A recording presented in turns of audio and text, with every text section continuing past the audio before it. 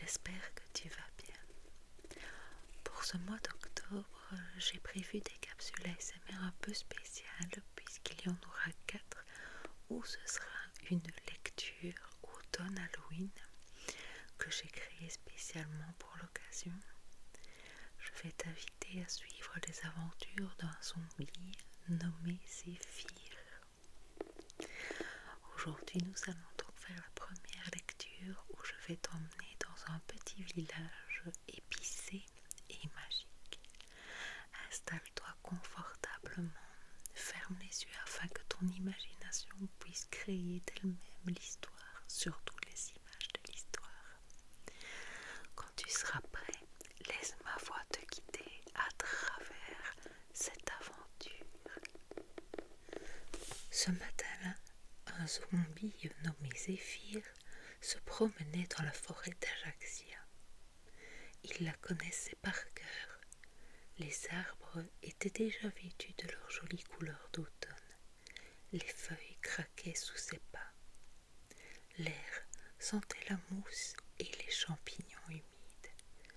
Rien d'anormal pour un début d'automne. Pourtant, plus il marchait, plus il avait la sensation que quelque chose dans l'air clochait. Plus il avançait, plus la lumière changeait. Les feuilles autour de lui semblaient changer de couleur. Elles ne passaient pas simplement du vert au teint jaune orangé, mais bien de l'orange terne à un orange flamboyant aux reflets dorés. Zéphyr s'arrêta net. Devant lui se dressait un arbre gigantesque qu'il n'avait jamais vu auparavant. Son tronc était si large qu'on aurait pu y creuser une petite maison. Ses feuilles brillaient comme si elles étaient faites de lumière. En s'approchant, Zéphyr remarqua une forme étrange dans l'écorce. Curieux, il s'approcha.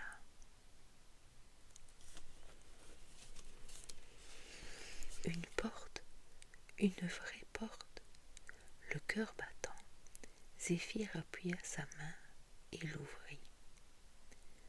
Une douce odeur lui chatouilla le nez. Un mélange d'épices, de cannelle, de clous de girofle et de citrouille cuite au four. Quel délicieux parfum! Derrière cette porte, il n'y avait plus de forêt ordinaire, mais bien tout un village magique à l'image de l'automne. Les maisons étaient faites de citrouilles géantes, creusées et décorées de petites fenêtres rondes. Des champignons immenses servaient de lampadaires, éclairant les chemins de vieilles pierres d'une lumière dorée. Zéphyr marchait bouche bée. Il n'avait jamais vu une telle beauté. Devant une petite boutique, il vit un étal rempli de biscuits chauds en forme de citrouille. Une vieille dame un peu étrange au nez crochu et portant un bonnet de laine orange lui en tendit un. « Tiens, mon garçon, c'est la spécialité de notre village, biscuits aux épices d'automne. » Zéphyr croqua dedans. Un frisson de bonheur le parcourut. C'était doux, croustillant, et chaque bouchée semblait réchauffer son petit corps.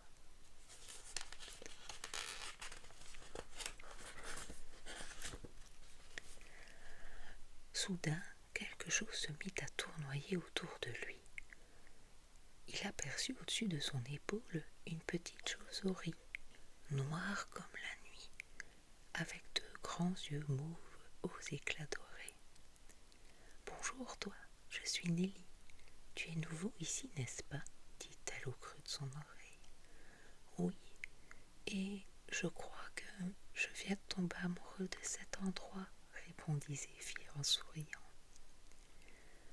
Nelly lui montra la place centrale où les habitants se rassemblaient autour d'un grand feu.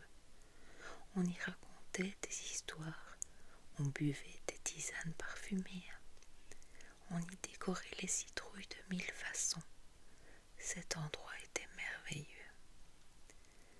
Zéphyr resta là toute la soirée, puis toute la nuit.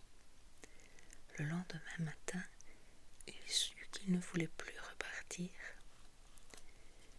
Il trouva une jolie maison citrouille près d'un vieux moulin longeant un ruisseau et s'y installa. Nelly décida de s'installer avec son nouvel ami.